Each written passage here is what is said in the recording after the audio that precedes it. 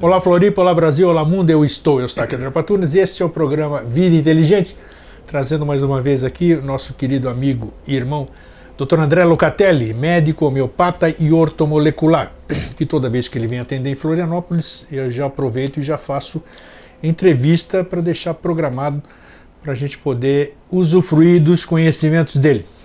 E hoje nós vamos abordar um tema que eu acho que é importante a gente ter conhecimento disso, né? Porque nesse nosso corpo físico aqui, além do que nos move, né, o ar, os nossos órgãos, tudo, existe muita vida aqui dentro, uma vida que a gente vai conhecer hoje, né? Quando eu conversei com o Dr. André, eu falei, vamos abordar esse tema, porque eu acho que é muito importante as pessoas saberem, né? Porque quando você tem algum problema, principalmente nessa época que nós estamos agora, no inverno, as pessoas têm dor de garganta, por exemplo, né? Dor de garganta. Então elas correm sem consultar médico nenhum, aquela automedicação, vai na farmácia, eu preciso de alguma coisa porque eu estou com dor de garganta. Então vai lá o farmacêutico, ou o atendente lá, né? O farmacêutico é o responsável pela farmácia. Então quem te atende é o atendente que tem formação para te atender lá na farmácia. Então ele recomenda isso e aquilo. O que acontece muitas vezes? O Dr. André vai falar sobre isso. Eu estou falando aqui do meu conhecimento próprio. Você acaba tomando alguma coisa para combater aquela dor na sua garganta e tudo isso aqui, e essa dor na sua garganta é uma defesa que está acontecendo lá natural. Então ela está lá brigando com aquilo que é as bactériazinhas, sei lá, vírus, não sei como é bactérias. A sua proteção está lá. A partir do momento que você coloca alguma coisa e combate essa coisa que está lá lutando para te proteger, eu acho, isso aqui que nós vamos conversar, que você abre caminho para coisas muito mais sérias. Então esse negócio de automedicação é um troço seríssimo. E tá aqui, eu não estou tirando uma de santo não, porque quantas e quantas vezes eu me automediquei e continuo me automedicando. Quando eu tenho a dor de cabeça, quando tenho o relaxante muscular, ou então vou lá, compro não vou fazer propaganda de remédio nenhum, mas vocês sabem qual é, né? E pronto, e a gente se automedica. Passou, acabei com o efeito, mas e a causa? Então é isso que nós vamos falar hoje. Tudo bem, doutor André? Tudo bom, prazer estar aqui. Eu também, de novo. Daqui a pouco só falta o meu CRM agora, né? Só falta o meu CRM. Doutor Eustáquio André Patunas, otorrino. 171. Tá tudo bem, então? Tudo bacana, é um prazer ter você de novo aqui. O prazer é meu. Eu te agradeço também essa oportunidade de novo compartilhar alguma coisa que a gente sabe, né? As nossas conversas são abertas, né? É uma conversa exatamente do leigo para o profissional, porque não temos pauta, não temos nada, é a dúvida que todo mundo tem. E é muito legal a gente passar essas coisas que muitas vezes não são abordadas, né? Nessas entrevistas que se faz por aí, elas são restritas ao tempo, tem mais profissionais para responder, então você nunca consegue desenvolver uma ideia a falar sobre isso, né? E eu digo sempre assim, na realidade, a tua abordagem, né, e a bagagem que tu tem de cultura ajuda bastante, né, com relação ao desenvolvimento do tema. Então essa flexibilidade, essa abertura de mente, essa amplidão que tu tem com relação aos conhecimentos ajuda a passar esse algo mais que a gente tem que passar. Isso é bacana, porque aí ganha o bom profissional, o entrevistador curioso, o público ganha, não é isso? Então é isso, esse é o nosso objetivo, fazer com que levar conhecimento para vocês e esclarecimento. Doutor André, essa questão, vamos começar pelo... nós temos medo, quando a gente fala, a gente tem nojo, né? Nojo, medo, quando a gente olha alguma coisa microscópica, a gente vai pesquisar alguma coisa no Google e você vê não sei o que, a sua boca, por exemplo. Você pega um microscópio e você põe na sua boca, sei lá, o que você vai ver? Você vai ficar horrorizado com o que tem na sua boca. Se você puder ampliar tudo que está, esse trânsito que eu estou falando aqui, agora, se pudesse ter um microscópio, vocês vendo aqui minha boca mexer, minha língua, a minha ensalivação, todas essas coisas, vocês iam ficar horrorizados com o que tem aqui. O que é isso? Falta de higiene? Em absoluto. Em absoluto. O que tem? Vamos começar por aí? Vamos começar. O que são essas coisas? O que são esses organismos vivos, doutor André? Talvez eu não formule as perguntas de acordo, né? Na realidade, assim, pensando sobre esse tema que tu sugeriu, Grego, a gente vai começar então ordenando com alguns conceitos interessantes para a gente entender do começo até o fim. Exatamente. Toda essa dinâmica dos micro-organismos, né? O microbioma intestinal, que é tão importante, o microbioma oral, e esses seres que evoluem junto com a gente, né? Perfeitamente. Tá? Então vamos lá. Então a gente vai falar sobre o Weston Price, que era um dentista, já que tu falaste em boca, um dentista que nasceu mais ou menos em 1870, né, século retrasado, e ele era um dentista canadense muito rico. Então, após exercer a profissão dele e ganhar muito dinheiro, ele viajou pelo mundo junto com a enfermeira, que era esposa dele, e eles foram procurar as causas das cáries. Opa, tá. No mundo. Então ele viajou para a África, viajou para Austrália, viajou para o Reino Unido e tentava, junto à população, entender o mecanismo do porquê das cáries, né? Só que ele teve um problema, ele não encontrou cárie nenhuma nessas populações primitivas. Né? E aí ele se questionou por quê. Né? Aqueles aborígenes africanos com a dentadura perfeita, branca, sem nenhuma cárie. O que eles se alimentavam? Ele foi pela alimentação. Claro. O que eles comem? Eles comem carne de caça, eles comem de vez em quando uma aveia que eles plantam e frutas da época. Então ele começou a correlacionar e tentar ver elementos e micro-organismos desses alimentos que favoreciam esses seres que não tinham cárie, não tinham depressão. Não tinham depressão? Não, e nem doenças degenerativas. Nem mesmo? artrite, nem diabetes, nem nada. Tá? E esses seres, quando eles eram transplantados para cidades maiores ou ocidentalizados, digamos assim, eles vinham para os Estados Unidos ou Canadá, eles começavam a ter problemas, cárie e problemas com anímicos, né? Depressão, etc., e doenças degenerativas. Então, a partir daí, a gente começa a entender o que é uma alimentação saudável. Né? Olha o tema alimentação de novo. De novo. Que contém micro-organismos também, que vêm com esses alimentos, né? E que fazem parte da nossa flora intestinal e que vai levar a gente a uma saúde a longo prazo. O que acontece com o Weston Price, com a descoberta dele, é que várias substâncias, a vitamina K, a gente já falou sobre ela. Já falamos. Isso. Ela é produzida em parte por essas bactérias que vivem no nosso intestino. Então, a vitamina B12, a vitamina K, são bactérias que, com certas substâncias, por exemplo, a B12 precisa de cobalto, né? As bactérias, elas fabricam essas vitaminas que beneficiam o organismo. Não brinca, então quer dizer, as bactérias fabricam elementos químicos que nós necessitamos? Exatamente. Nossa, eu não sabia disso, eu pensei que era o órgão que fabricava isso aí. E agora a gente vai entrar com outro microbiologista, a gente vai entrar então na microbiologia mesmo, que é um médico americano chamado Raymond Rife, que ele foi um microbiologista também do século retrasado, de 1870 mais ou menos, 1890. Ele nasceu, foi até 1916 a vida do Raymond, e ele era um microbiologista que gostava de frequência de rádio. Sim. Ele era radioamador. Então ele tinha um laboratório lá, onde ele fazia os experimentos dele com radioamadorismo, e uma vez ele teve um dia que ele esqueceu uma placa de Peyer com algumas bactérias lá em crescimento. Sim. E no outro dia ele viu... É aquela onde fica aquela cultura de bactérias? Isso, a cultura de bactérias. Num líquido, essas num coisas? Num líquido, num gel. Isso, específico. gel, tá. Aí no outro dia ele verificou, ele estava estudando as frequências, né, em hertz, e ele verificou que algumas dessas bactérias tinham morrido. Né? Ele começou a testar e ver que algumas frequências que ele tinha a nível do radioamador, em hertz, matavam algumas bactérias. Sem querer, totalmente sem querer. Porque era radioamador com o experimento científico dele que não tinha nada a ver com a questão. Naquela época, a gente não tinha essa noção de que existem bactérias positivas e negativas. Aí a dualidade, positivo, né? Gram negativo que a gente vê tanto nas bulas, né? E não entende patavina disso. E não entende nada, que a gente vai falar um pouquinho sobre isso. Legal, vamos lá. E ele começou a entender que as doenças causadas pelas bactérias negativas, geralmente os Gram negativos, né? Que eles têm na sua periferia celular os lipopolissacarídeos. Esse é um termo, LPS hoje em dia é a coisa mais moderna que existe em estudo de microbiologia. O nome já diz o que se trata, né? Lipo, gordura, isso. Óleo, muita gordura e sacarídeos, que são açúcar. Né? Então são lipídios com açúcares que vivem na periferia da membrana das bactérias, tá? E com isso é como se fosse um trator, elas passam por cima de algumas substâncias, elas englobam outras substâncias, se alimentam por aí.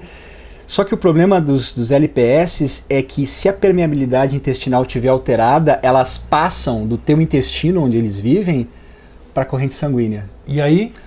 Eles incendeiam o organismo, que vira, o teu sistema imunológico fica em alerta, e aí a cascata inflamatória ela é ativada.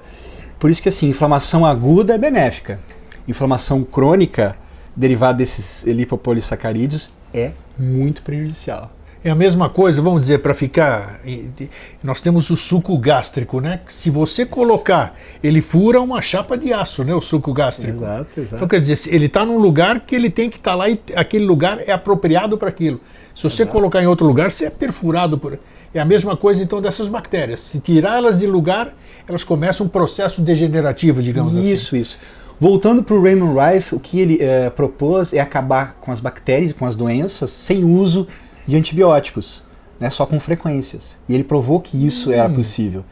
Só que daí ele chamou a comunidade médica falando assim, vamos acabar com as doenças. Aí alguma coisa aconteceu, então o laboratório dele foi destruído, ele foi retirado do sistema de, acabou, aquela de coisa pesquisa. Então a gente sabe que tem uma lógica desde 1940, por aí, a partir da Segunda Guerra Mundial, para que existem lobbies de grandes corporações para que isso não aconteça. Ou seja, que através de frequência a gente poderia acabar com todas as bactérias, né? Só que a humanidade como um todo opta pela questão material, ou seja, antibiótico é ruim? Não. Esse fungo, a penicilina, quando foi descoberta, salvou muita gente. Mas ele, o Fleming, ganhou o prêmio de medicina e ele mesmo disse assim, daqui a 3 ou 4 anos o meu antibiótico vai começar a ter resistência, as bactérias vão ficar felizes. Vão se mutar, né? Se mutar. E é o que acontece. Hoje existe nos Estados Unidos a metilpenicilina, que é um antibiótico que já não funciona mais e todas as bactérias já mutaram e já são resistentes. Então, o que provoca? Provoca a morte, porque você tem que dar mais antibiótico para a pessoa para tratar a doença e acaba matando... Claro, por excesso. Né? Por excesso. Né? Então, assim, é bom ou é ruim? Não, eu acho que os antibióticos têm o seu papel, mas nós temos alternativas existem, e os antibióticos são as substâncias que mais prejudicam o nosso microbioma intestinal. Colateralmente, né? Porque o efeito colateral do antibiótico é terrível. Com certeza. Se a gente for para o início da vida, então assim, as pessoas que nasceram de cesariana, elas não adquirem o microbioma vaginal da mulher, da mãe, vamos falar sobre isso. Que é benéfico, que seria benéfico e que já promove para a criança... Vamos aproveitar a cavidade, então, Isso. da onde a gente sai, e vamos dizer o que tem lá? Isso. Vamos começar pela vaginal, então. Exatamente. Então a criança nasceu por parto natural, né? Via vaginal.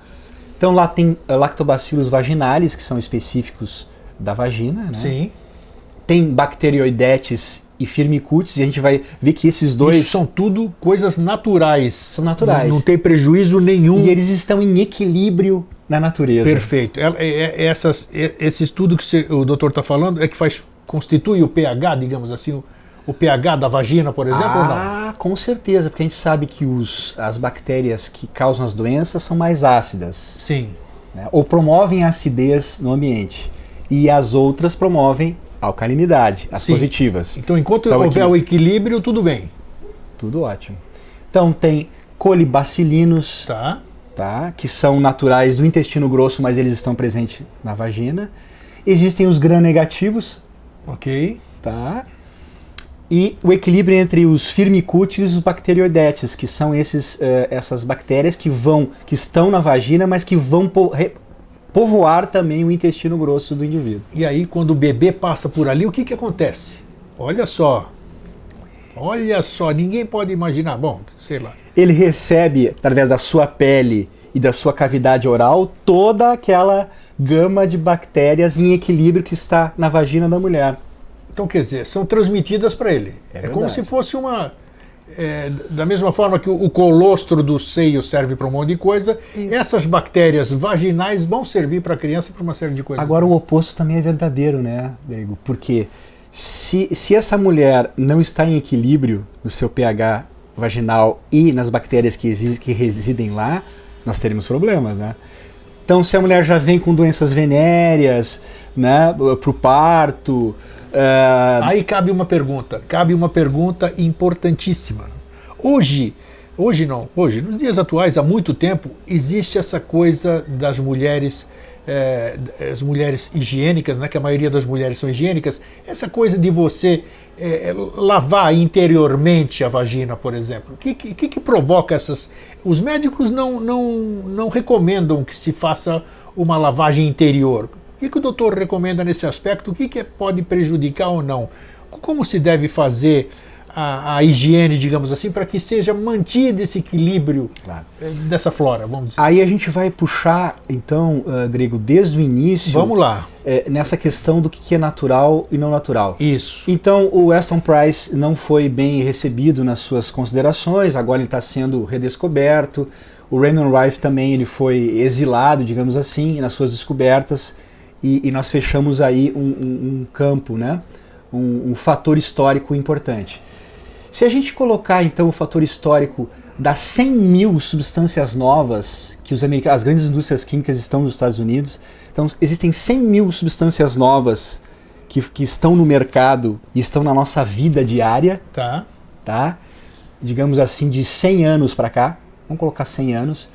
Então, dessas 100 mil substâncias, 80 são da indústria de uma forma geral, 9 mil são conservantes, 3 mil são medicamentos e 9 mil são pesticidas e fertilizantes. Dessas, nós temos assim umas 5 mil substâncias que dá para entender o que elas acarretam no teu organismo, no organismo humano. As outras não são pesquisadas. Tá? Então, essas substâncias químicas a nível de equilíbrio dessas bactérias que vivem no nosso organismo, que são 100 trilhões.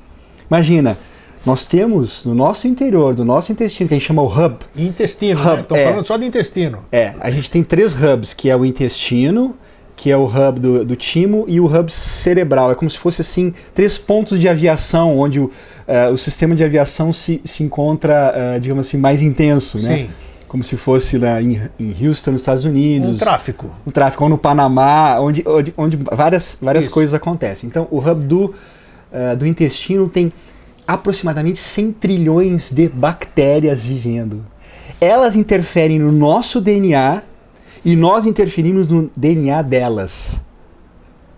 Nós estamos auxiliando elas a evoluírem e elas estão auxiliando nós a evoluirmos também, para tu ver a ligação. Os nossos neurônios, nós temos 100 bilhões de células neuronais, 100 a 200 bilhões. E nós temos 100 trilhões de conexões. Agora imagina... Conexões o quê? Seriam os axônios ou não? Os axônios e os neurônios. Ok. São 100 bilhões, aí se você multiplica isso, dão 100 trilhões de conexões. Agora imagina 100 trilhões de bactérias, imagina as conexões que elas não fazem com as nossas células. Nossa, imagino. Tá? Então esse equilíbrio, há milhares de anos, ele é perfeito. Quando entram essas 100 mil substâncias químicas, você começa. Bom, existem pesticidas, né? Eles matam substâncias, vírus, bactérias, ervas daninhas, só que eles matam também algumas bactérias no nosso intestino. E todos nós temos várias delas no nosso organismo. Foi o que eu falei na abertura, né, de um tratamento aqui que você... Exatamente. Quem utiliza antibiótico antes dos 4 anos de idade, qualquer americano usa e os brasileiros também, isso vai ter consequências na tua vida a longo prazo. É mesmo? A longo prazo. Impreterivelmente vai ter? Impreterivelmente. Puxa. A não ser que você se conscientize e reponha a flora que foi destruída. Tá. E a maioria das pessoas não tem essa consciência. Então, você tratou com penicilina aos 4 anos. Depois tratou de uma outra infecção de garganta com tetraciclina. Eu conheci todos. Com 7 anos. Quando você chegar na adolescência, você vai ter um desequilíbrio do seu microbioma intestinal. E ele interfere no seu humor, em todas as doenças. Agora está começando a se identificar que a inflamação, como ela começa no intestino, ela interfere desde a diabetes até Alzheimer. Puxa.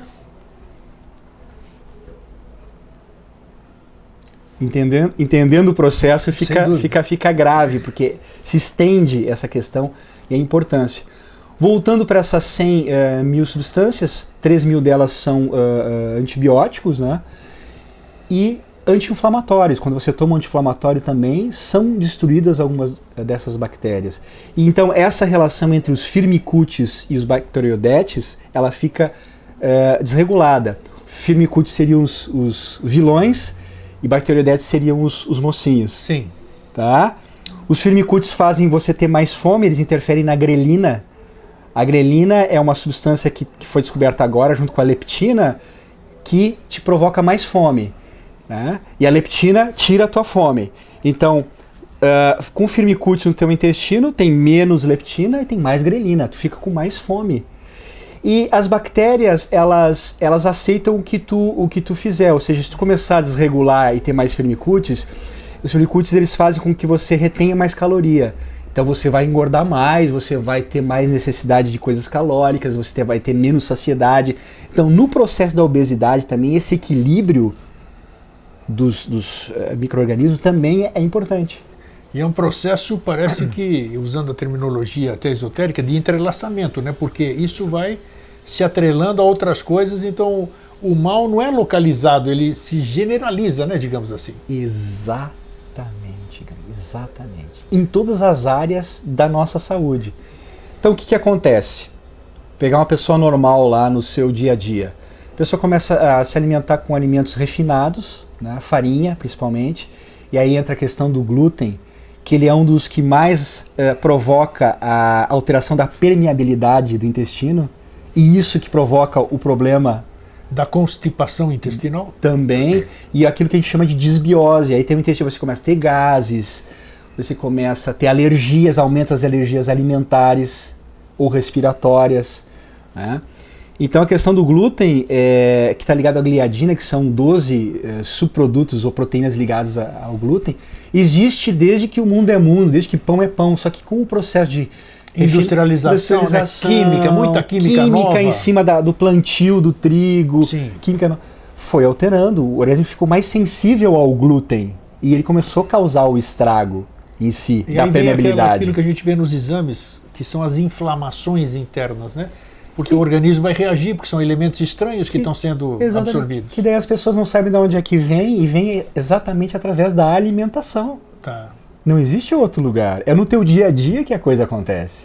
Né? E é a coisa mais difícil de mudar com relação aos pacientes. É os seus hábitos alimentares. Sem dúvida.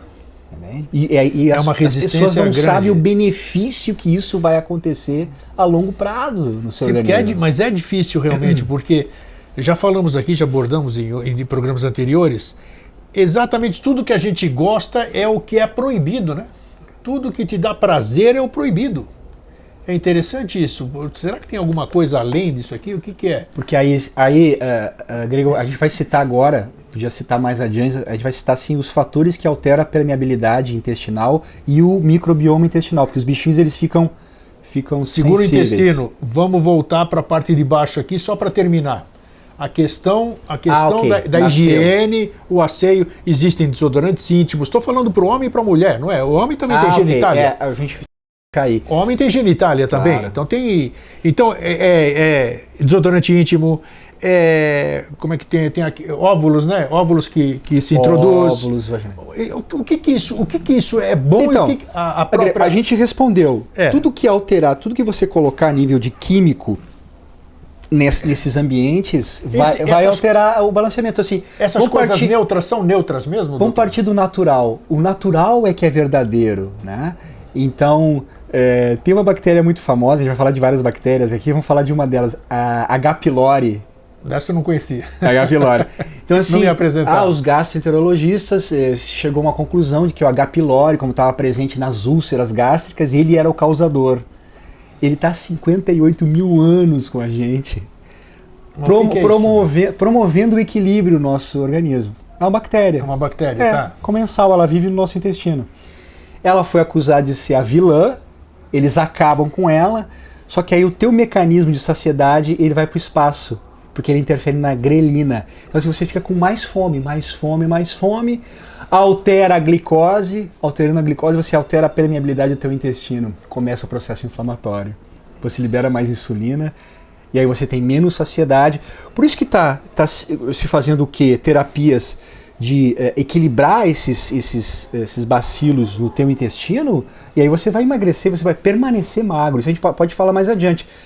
Se quiser falar mais sobre a outra questão da...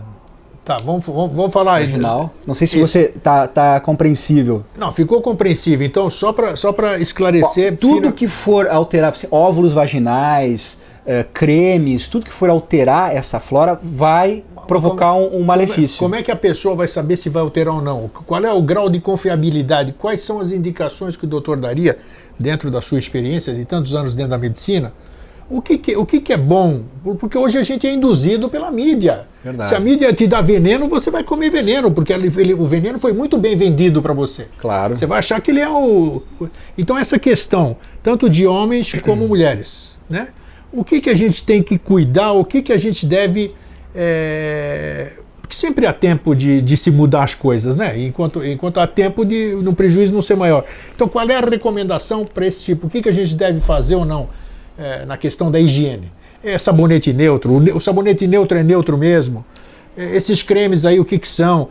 Principalmente hoje, com toda essa depravação que existe, essa venda de erotismo e tal, esse gel, esses cremes, essas coisas picantes que faz o que é bom e o que não é? O que prejudica mesmo? Eu vou dizer, Grego, tudo isso é ruim. É ruim? Tudo. Eu vou colocar tudo num balaio só e dizer assim, tudo é ruim. Inclusive, recentemente a gente estava conversando com o pessoal lá de Recife, eles questionaram com relação à pasta dental, que contém flúor e uma série de químicos. É ruim para a flora bacteriana e é ruim por causa do flúor em si. Sim, porque a água já tem flúor. Que o flúor e o cloro, os bichinhos ficam nervosos. Ah, tá, instiga. Porque o cloro mata as bactérias a nível da água, só que vai matar as suas bactérias a nível do teu intestino também. Então aí tem a questão de você filtrar água com carvão ativado, de filtrar a água que vem do teu chuveiro para que não tenha cloro e não tenha flúor, porque filtrar esses água alimentos do chuveiro também. Do chuveiro. Quer dizer, o fato de eu tomar banho assim, isso aí, claro, isso aí vai na tua pele, mesmo? Com certeza. A pele afinal é um órgão, né? Já falamos sobre isso. Exato. Pô, agora essa aí de filtrar água do chuveiro. Então cloro, flúor, todas essas substâncias químicas alteram o nosso equilíbrio desses seres que estão em equilíbrio no nosso organismo e estão evoluindo. E agora está se estudando, mesmo nos Estados Unidos ou na Inglaterra, exatamente isso. Né? Nos Estados Unidos é proibido uma terapia chamada transplante fecal. Já ouviu falar? Transplante fecal? Eu nunca ouvi falar isso. Como é que é isso?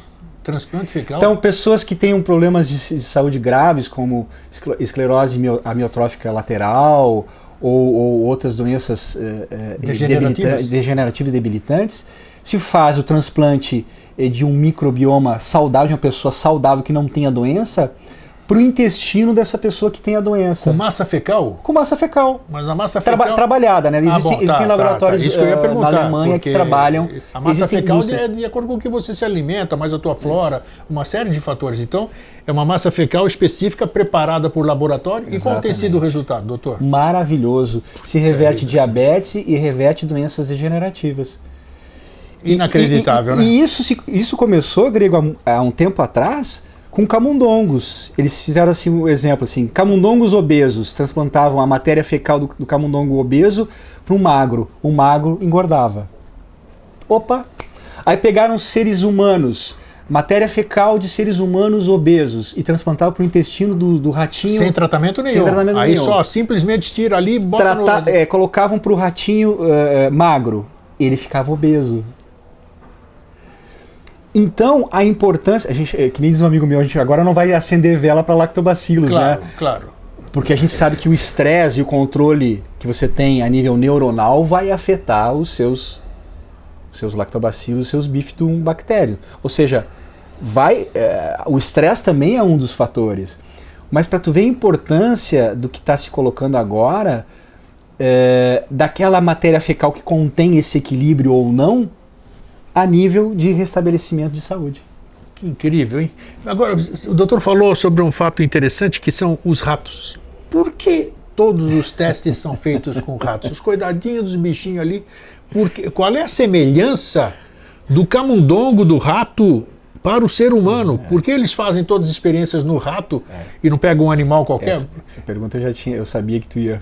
Sabia? Parecia que tinha que ser, né? Por que o rato? Porque o rato, a gente sabe, muitas coisas ajudaram o ser humano muito. O porco. O porco eu sei que tem muita similaridade, usa-se até coisas de porco no ser humano. Para fazer válvulas. Exatamente. Do cavalo também. O cavalo, a válvula. Antigamente a válvula mitral era do cavalo, né? Se usava as primeiras cirurgias cardíacas. O falecido papai, meu pai, a primeira válvula dele foi de cavalo. Né, na década de 60, Instituto Dante Pazanese, lá em São Paulo. Por que os ratos, então, doutor? Por eliminação. Na realidade, existia a similaridade com os macacos, ou seja, o ser humano é muito parecido à anatomia com os macacos. Tem uma questão oculta também que é importante. Então, se usava os macacos, mas aí a sociedade como um todo, os protetores dos animais... Sim. Falaram que não era interessante. Não era interessante. Com os ratos, né? Não querem não era interessante e se ficaram com os ratos. Eu não sou partidário que se faça experimentos com os animais, mas como ficaram os ratos e se faz muitos experimentos com os ratos, então, e não tem uma sequência, digamos assim, uma semelhança muito grande. Se bem que a nível genético, nós, os ratos e as moscas, se você nós temos 20 mil genes. E aí se você olha, todo embrião é igual, né? Todo embrião é igual, você não sabe do que é. Antes de desenvolver, você não sabe o que é. Se é homem, se é macaco, se é rinoceronte, qualquer coisa. E aí entra a epigenética, que é a expressão genética, que é a questão moderna. Ou seja, a nossa semelhança com o macaco, com o rato e com a mosca, a nível de quantidade de genes, é quase igual. Só que a expressão gênica, que é medida pelas anteninhas que ficam ao redor da célula, é essa que determina como que esses genes vão se expressar. Por isso que se reverte qualquer coisa. Desde o tempo. O DNA que está nas bactérias influencia o nosso DNA. Então, nós tratarmos bem esses seres que estão evoluindo no nosso intestino, esses 100 trilhões de seres, o benefício vai ser igual para a nossa expressão gênica também. Entendo. Agora, voltando, só terminando a questão do rato, desde a sua formação acadêmica, vamos dizer assim, o que a gente pode dizer? As experiências com os ratos ajudam verdadeiramente a ciência? Em termos de resultado, ela serve a alguma coisa? Se serviu no rato, qual é o percentual de aproveitamento realmente daquela experiência no ser humano? É que assim, para que alguma substância seja aprovada, um estudo, para que ele seja aprovado, tem que ter essa experimentação. Tem que ter essa experimentação dos animais. É considerado um ser vivo que tem a mesma coisa. É verdade. Afinal, a vida é igual em todos os animais, né? E nesse caso que eu te falei, onde teve o entrecruzamento da matéria fecal de rato e de ser humano, é muito interessante, porque funcionou. Lógico que não transplantaram do rato para o ser humano, e sim ao contrário, mas funcionou. Sim. Então quer dizer que o nosso sistema de micro-organismos ele é semelhante aos animais também, de uma certa forma. Vamos falar agora dessa aqui, onde nós temos a concentração, vamos dizer, a maior, que é a mais perigosa, o doutor disse que é a mais benéfica também, que é o nosso intestino, o nosso estômago, aqui é a maior concentração, vamos dizer, desses seres vivos dentro da gente, né? Exato. E o que acontece? Por que existem essas mudanças, digamos assim? Quais são as circunstâncias que fazem com que, por exemplo, eu ingeri um ovo que continha salmonela. Ok. Essa salmonela vai me dar um problema seríssimo, vai me levar para o hospital e se eu não for bem socorrido, eu tenho grande possibilidade de ir a óbito. Sim. Então, por que determinadas bactérias são mal recebidas pelo nosso organismo? Claro. Vamos lá. Aí tem a questão, Grego, do equilíbrio. Se o teu intestino estiver em equilíbrio, essas bactérias elas não vão ter chance de entrar na tua corrente sanguínea, elas vão ser eliminadas. Mesmo que eu ingira um ovo com salmonela? Mesmo com salmonela. Pode ser que não dê Com certeza. Ah, então não existe esse negócio de 2 mais 2, assim, 100% comi alguma coisa... Tanto que os casos, por exemplo, no restaurante... Exato. Uma pessoa passa mal... 100 pessoas estavam no restaurante, tinha a maionese com salmonela. 30 ficaram com diarreia e com sintomas, foram para o hospital e desatração. As outras 70 não. Era um equilíbrio que estava ali. Hoje se sabe que existia um equilíbrio nesse intestino que fez a salmonela passar despercebida por esse trato intestinal. Como manter um equilíbrio, nossa, nisso aqui que a gente sabe que é um antro de coisa, nossa, a gente sabe que isso aqui está infectado infectado não é um termo apropriado, está cheio de vida, digamos assim. A gente pode falar então um pouco do que se alimenta isso, do que se alimentam esses bichinhos, esses queridos bichinhos, esses animais, né, que a gente tem que cuidar, e como que eles se mantêm, né? Então assim, Bifidobacterium, o Longon, o Infantes, eles povoam o intestino grosso, e os lactobacilos o intestino delgado. Vamos repetir? Os lactobacilos de uma forma geral, raminosos, isso que a gente toma, esses lactobacilos vivos, tudo isso aqui, vão para onde? Vão para o intestino delgado. Intestino delgado, tá. E os Bifidobacterium? Bifidobacterium, tá. Isso, eles vão para o intestino grosso e vão agir no intestino grosso. O que eles comem? Eles comem fibras. A fibra alimentar. Fibra alimentar, então você come salada, você come a fruta com fibra, você com a goma arábica, que é uma substância que se vende também para aumentar a quantidade de fibras do teu intestino também. Sim, essas balas de goma mesmo. Que alho porró, o alho, a própria cebola. Pipoca. Chucrute, que é aquele repolho fermentado, eles adoram. Tá. O ideal não é fermentar no vinagre, sim fermentar na salmoura, no sal, isso tem uma questão interessante.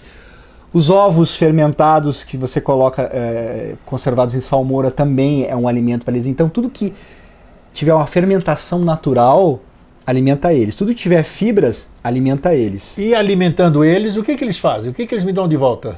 O que eles nos dão de volta? Eles vão te dar de volta serotonina, porque eles produzem serotonina. Eles vão te produzir GABA, que é um neurotransmissor, a gente já falou dos neurotransmissores. Também eles são os grandes produtores de GABA, que te acalmam, que te deixam zen. Eles produzem serotonina para te acalmar e transformam em melatonina para tu ter um sono positivo. Nossa, olha só. Eles impedem que o triptofano vire a quiruenina, que é um subproduto negativo do triptofano, e aí você vai ficar mais irritado, eles impedem que isso aconteça. Eles trabalham e muito. E quando eu tenho uma alimentação inadequada, por exemplo? Quando começou a alimentação. Então, você não ingere fibras, você não ingere salada, não come aquele pratão 90% de salada com fibras, você ingere muitas farinhas, ou seja, alimentos processados, né? Que contêm glúten, industrializados, você vai causar a morte ou a não manutenção dessa microflora intestinal, esse microbioma intestinal.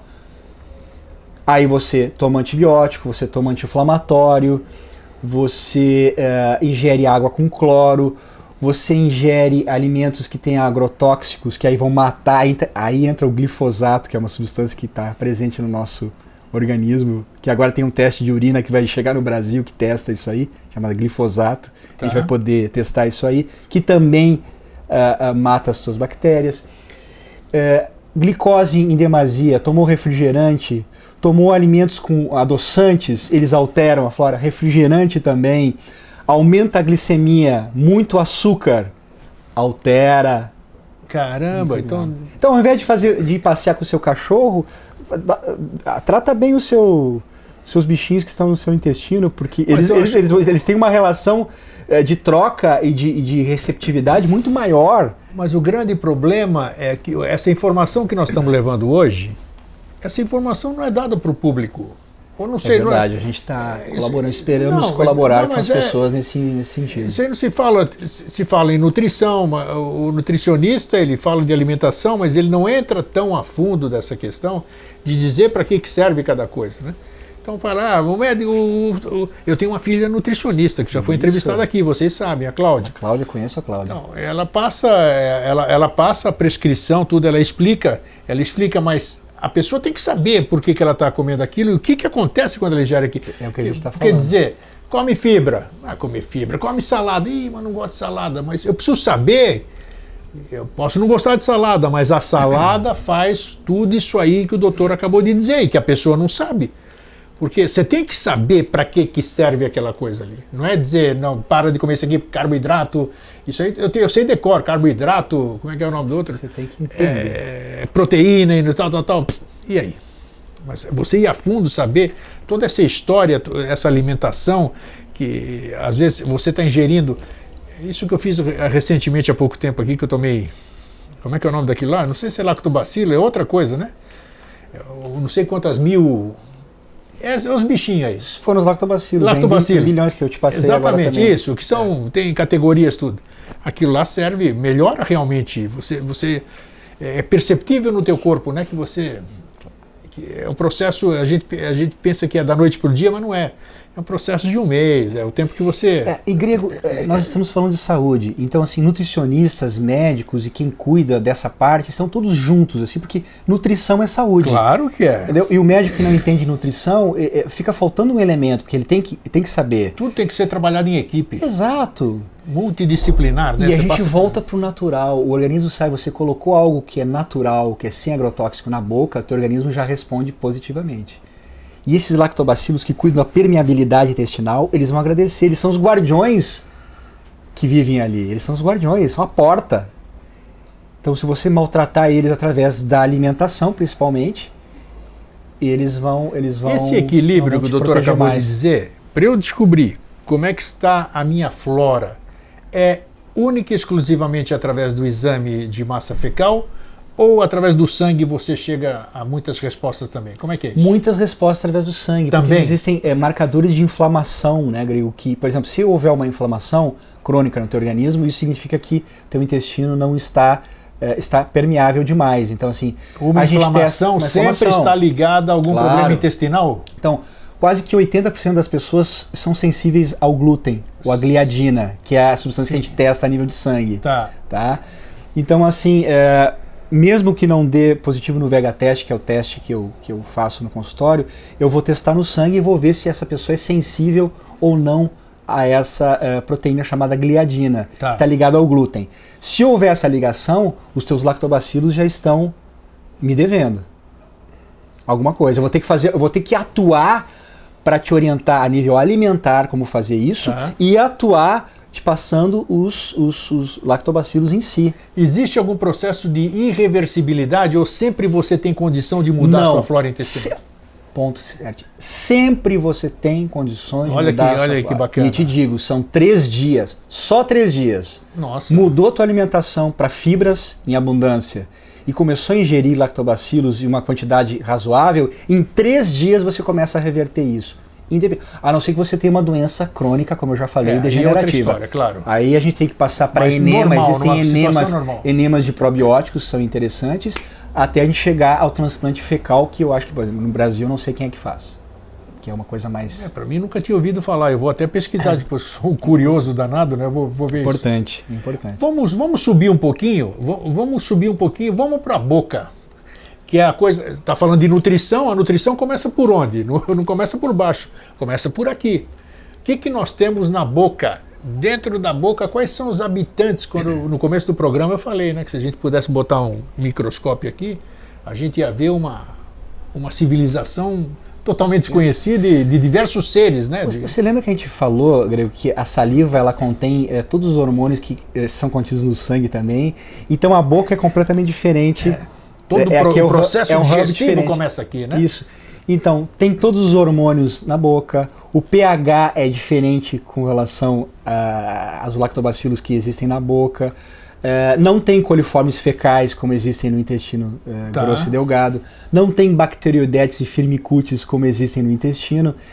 Então, a boca é uma entrada importante, mas ela tem características completamente diferentes do resto do E aí, organismo. mas fala sobre ela aí. O que tem aqui e para que serve essa turminha que mora dentro da nossa boca? Você lembra da macrobiótica? Que a macrobiótica pede que a gente se alimente de alguns alimentos e que mastigue 100 a 200 vezes, etc. Isso. Então esse bolo que vai ser feito com as bactérias que existem na boca vai facilitar a função dos lactobacilos e bifidobactérias no teu intestino. Já não vai dar muito trabalho para não dormir vai lá dar de baixo, né? Exatamente.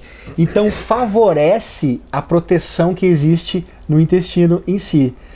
Né? Então você tem que trabalhar, né, na boca esse alimento para ele chegar lá com menos prejuízo.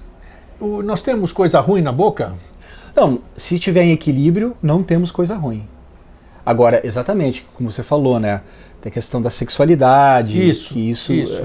Provoca um desequilíbrio a nível de cavidade oral. Você utilizar muitos químicos, bochechar com substâncias que os dentistas passam também, antissépticos bucais. Esses Listerine da vida. Exatamente, a gente não vai falar em marcas, mas eles alteram e prejudicam a Quer dizer, saliva. dá uma sepsia e dá uma sepsia temporária, digamos assim, e depois... O uso do flúor na tua boca com pastas dentais que contém o flúor.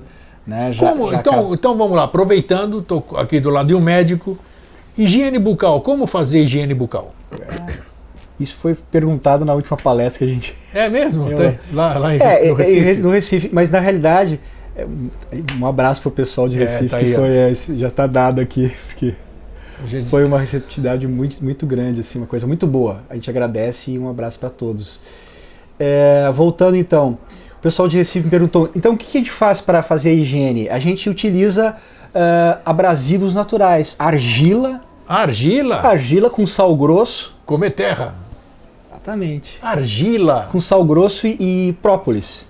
Essa é uma receita Como é que é isso? A argila está consistente, aí eu vou diluir aquilo lá? Isso, você vai fazer uma mistura de argila com sal grosso, que é abrasivo também. Gente do céu. E própolis. E própolis? É uma maravilha. E aí, bochecho? Você passa na tua escova de dentes e escova. Gente, olha a novidade, argila, sal grosso e própolis. Isso é uma das pastas de dente que existem, né, que a gente pode fazer. Existem aquela que é feita com peróxido de hidrogênio, que é água oxigenada. Água oxigenada? Mais argila. Água oxigenada com argila. 10%. Aí vai ter aquela reação, né? Se tiver alguma coisa já vai espumar, né? Exatamente. Então são coisas naturais que não alteram a flora bucal e que são interessantes para fazer a limpeza sem utilizar flúor, sem utilizar antissépticos bucais químicos. Tudo que é química vai alterar. Né? Então aquela coisa assim, a pessoa é natureba, naturalista, não, tem que usar realmente os produtos naturais, porque o teu organismo sabe o que é natural, ele não sabe o que fazer com o químico. Quanto menos químico, tanto via oral quanto digerível, melhor. Puxa vida, isso aí para mim é grande novidade, eu gostei dessa pasta de dente, é sensacional.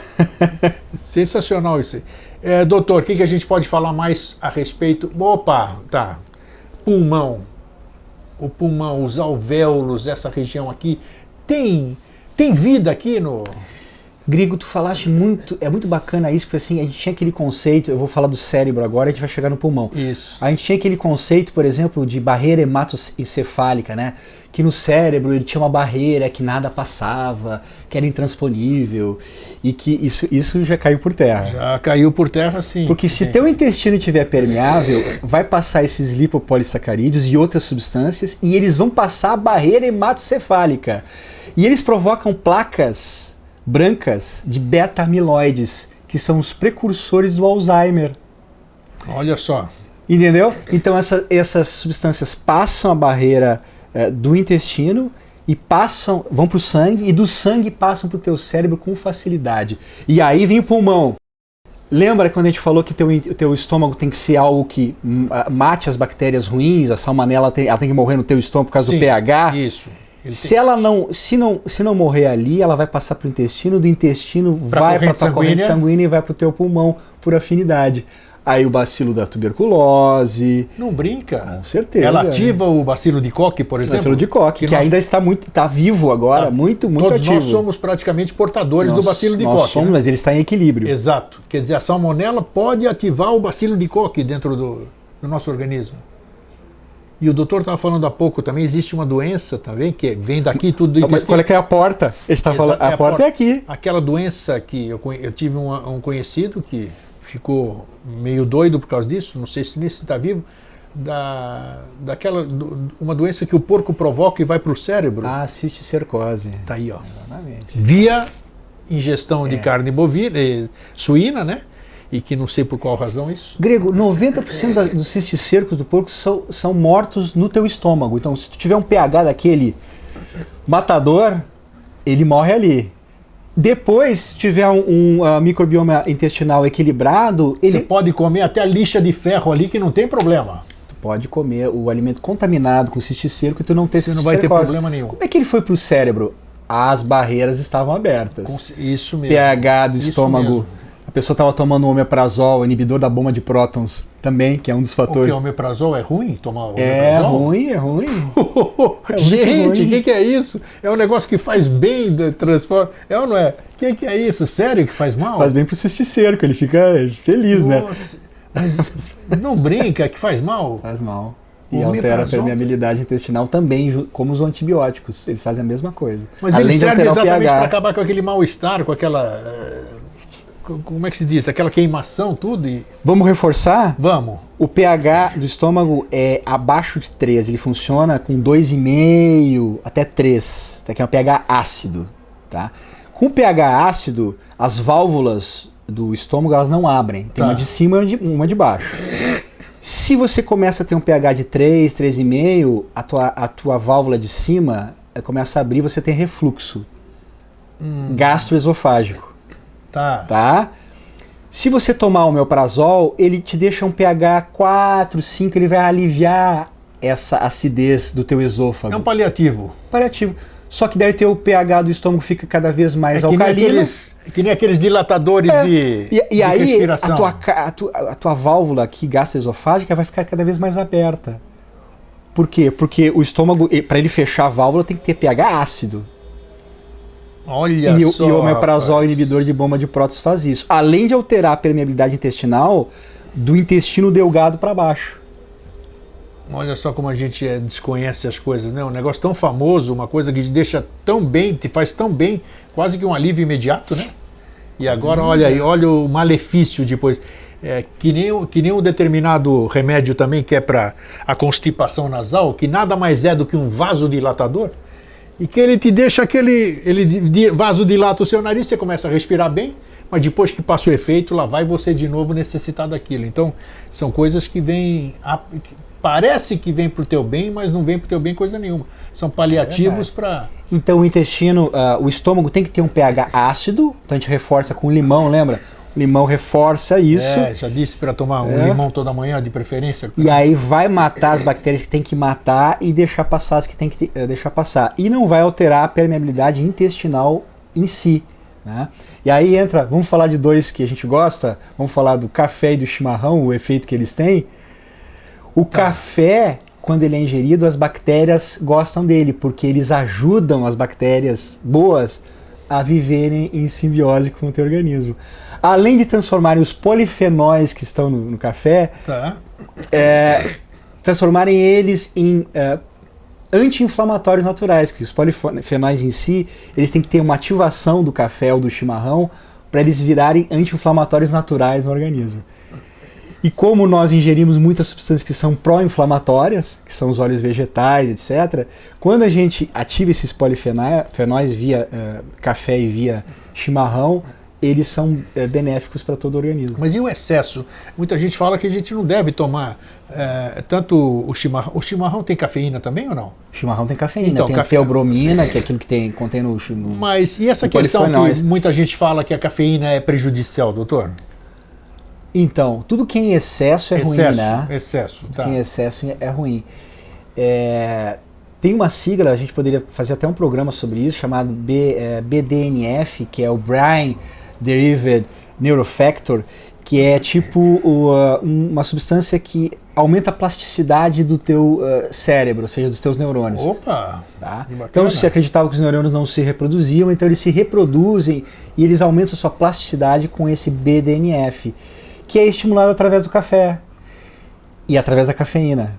Então a cafeína, a longo prazo, ela é benéfica porque ela aumenta o BDNF e ela previne Alzheimer. Por que previne Alzheimer? Porque diminui a inflamação no teu intestino e aumenta o BDNF, como o próprio chimarrão.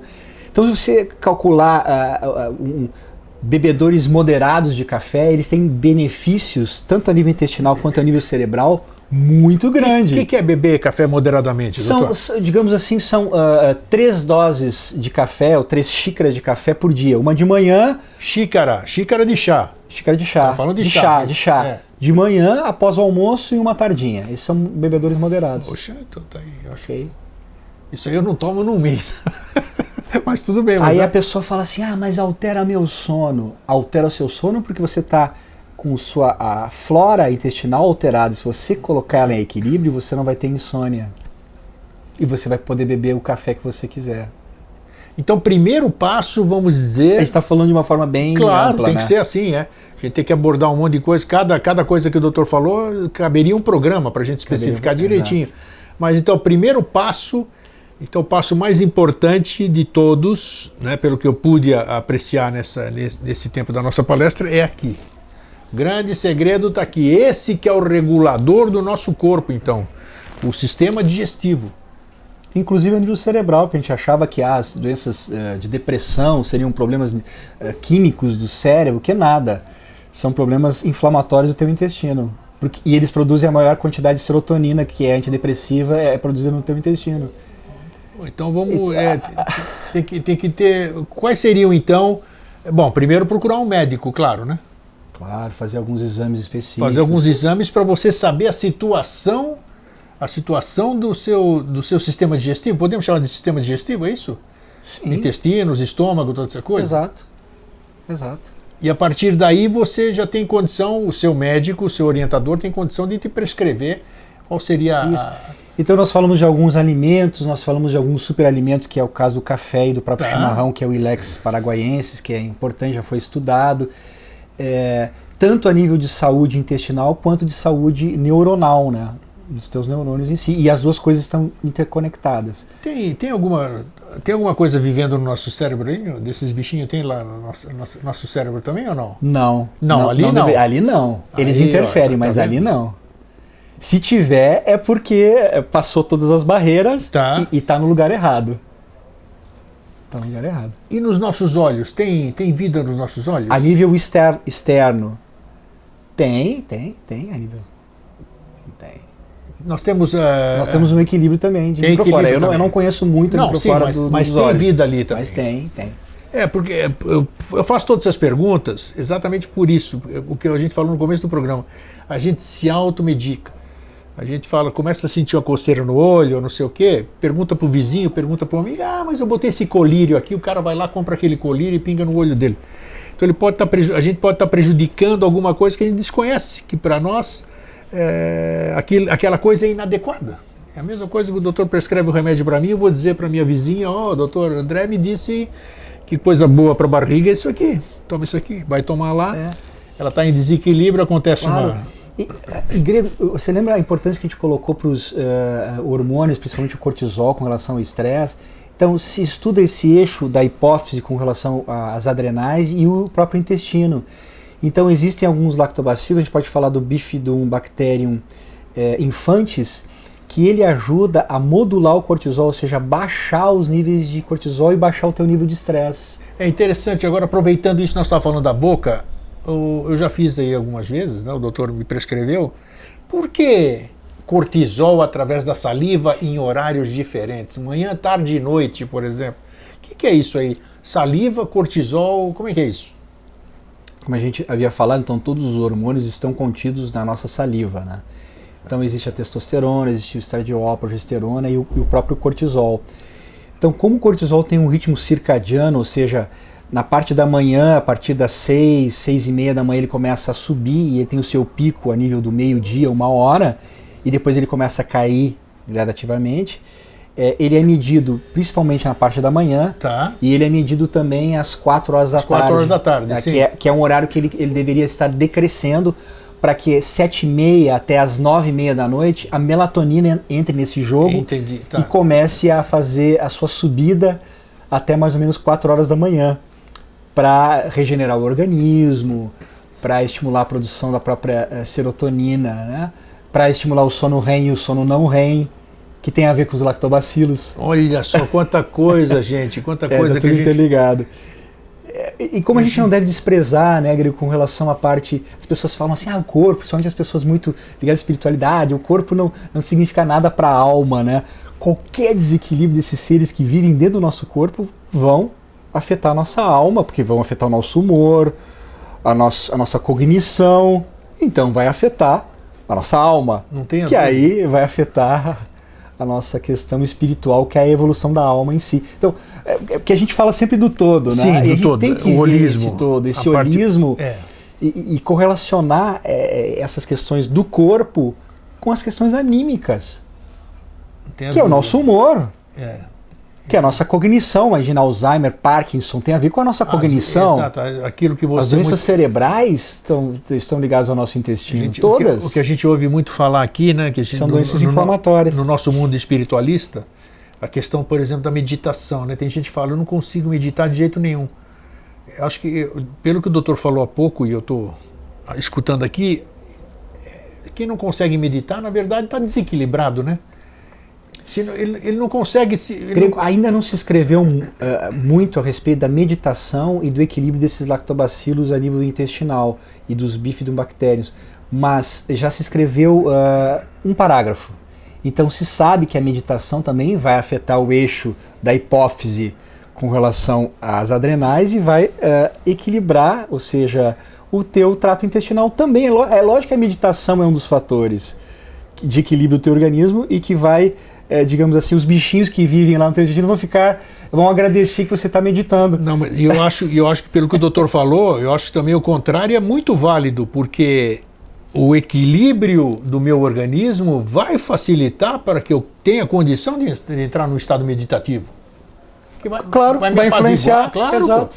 O contrário também é verdadeiro, porque aí eu estou mais sossegado, mais tranquilo, Claro. estou num equilíbrio melhor, aí eu posso tentar realmente me desligar, ou então Relaxar, exatamente esvaziar esvaziar a mente. esvaziar minha mente, é isso. Então, o que nós... finalizando uma pergunta, já que existe vida nesse corpo aqui, fora do que a gente conhece, o europeu, ele é conhecido por não tomar banho. Usa-se muito como é que se diz? A argumentação de que é muito frio e não sei o que lá. E constatou-se através de estudos, qualquer um pode ver, que o europeu ele tem a pele mais sadia do que o latino, digamos assim. Porque parece que, como a gente toma 3 banhos por dia, a gente acaba tirando uma certa resistência da pele ou a vida que tem aqui. O que há de verdade ou de mentira nisso, doutor? Aproveitando que nós estamos falando de vida. A gente pode falar também com relação à vitamina D3.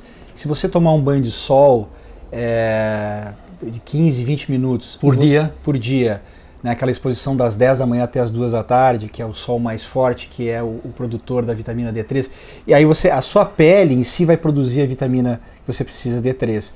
Se você tomar um banho e utilizar sabonete ou shampoo, não vai existir os profatores que vão desencadear a produção dessa vitamina D3 no seu organismo. Olha só. Você tem que esperar 2 horas para que haja a possibilidade, né, dessa produção ocorrer e depois você possa utilizar. Então tem fundamento essa Claro, coisa. qualquer substância que você utilizar na pele vai alterar essas bactérias que existem naturalmente na tua pele, vai alterar o equilíbrio e aí você vai ter problemas de saúde, com certeza. Pô, só para de tomar banho então, tá? Nada Ou utiliza um sabonete neutro. Mas isso funciona? Funciona, neutro. Sabonete neutro funciona? Sim, mesmo de tendo ervas. Mesmo tendo... O neutro tem glicerina? Tem, né? Tem. A glicerina vai em tudo. Mas a glicerina é neutra também ou não? É a mais neutra que existe. É a mais neutra que existe. Não é hoje em neutro, dia, neutro senão não a gente existe. não Então, eu acho que, eu fiquei satisfeito, eu acho que atiçou, nossa, Agora eu vou ter que cuidar disso aqui, porque eu tenho mais consciência agora, né? Eu ainda preciso perder isso aqui, agora eu vou perder porque tenho mais consciência do que é necessário, que eu sei que isso aqui depende de uma série de outras coisas que a gente vive reclamando. A pessoa não dorme direito, a pessoa tem enxaqueca, a pessoa está cansada e tudo isso aqui. Agora a gente sabe que os bichinhos daqui estão em desarmonia, falam qual é que é, meu? Você vai se mexer, você vai se dar um jeito aí, porque nós estamos sofrendo aqui também. Se nós estamos sofrendo, você vai sofrer também. Então é mais ou menos isso, né, doutor? É isso, Grego. Então é isso. Que orientação final o doutor dá, então, para nossos telespectadores que... Eu acho que para mim, acho que é novidade para todo mundo que eu vi. Eu acho que esse conceito de que todo processo inflamatório crônico começa no teu intestino e às vezes eles são silenciosos, eles começam através de maus hábitos alimentares. Então as pessoas cuidarem com relação à alimentação, né? Cuidarem o que elas ingerem de substâncias químicas, né? Medicamentos, né? Cuidando desses dois fatores, os alimentos e os medicamentos que ingerem, a gente consegue um binômio para minimizar os efeitos do aumento de permeabilidade intestinal que vão levar às doenças inflamatórias, que vão levar a problemas que às vezes são pequenos, né, de saúde, de cognição ou uma obesidade leve que nós tenhamos e que vão gerar no futuro, né, com o desgaste do organismo, doenças graves. Né? Desde a diabetes até doenças neurológicas. Então, o meu conselho é trate bem as suas bactérias, o seu microbioma intestinal, se alimentando com muitas fibras, né? Ingira alimentos pouco refinados que não contenham glúten e trate o seu trato intestinal com menos medicamentos, ou seja, menos química que vai entrar nesse teu organismo. Eu acho que menos química, fibras e alimentos que não contenham glúten e que não contenham processamento, né, ou refino, já é o conselho que eu deixaria como página final aqui do nosso encontro. Só hoje. Um adendo, o doutor está falando e me veio à cabeça. E a bebida alcoólica? O chopp, o vinhozinho, o uísque, as destiladas, como é que fica? Como é que o nosso organismo, a nossa flora recebe como isso? Eu te falei do café, o café igualzinho, benéfico. Tudo com moderação, não tem problema algum. O vinho, como ele contém o resveratrol, que é a semente de uva, ele é benéfico para os nossos micro-organismos, porque ele contém polifenóis, e os polifenóis são utilizados pelas bactérias que nos ajudam e ajudam as próprias bactérias.